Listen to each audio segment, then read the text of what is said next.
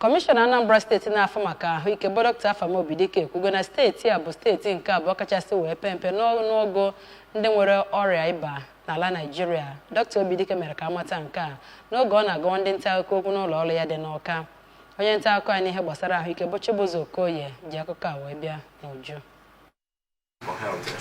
N'okwu ya ka onye kọmishọna na-ahụ maka ahụike na steeti a kwuru na Anambra bụ nke abụọ na ọkachana ma ọ bụrụ na enwetacha Lagos nke dị pasentị 3 ma kwuo na steeti a bụ nke na-agbasi mbọ ike na ịhụ na ọrịa malaria bụ nke adịrọzi na Naịjirịa. Dọkịta Obidike kwuru na n'ihe gbasara ọnwa 5 nke achọpụtara n'ọrịa malaria mana o wedatago ruo na pasentị 35 n'afọ 2022 ma ruo pasentị 0.96 n'afọ 2023 nke ọ kọwara na ọ bụ ndị District Health Information System bụ nke chọpụtara ya. Ọ gakwara n'iru ma kọwaa na Gọvanọ Chukwuma Soludo bụ onye nke wepụtagoro ịmụ nwa n'efu nyegara ndị dị ime na steeti a na afọ gara aga. N'ihe gbasara ụlọọgwụ arụike ka onye kọmishọna kwukwara na gọọmenti obodo a na-agbasi mbọ ike n'iwepụta ụlọọgwụ bụ ịgba nke ga na-arụ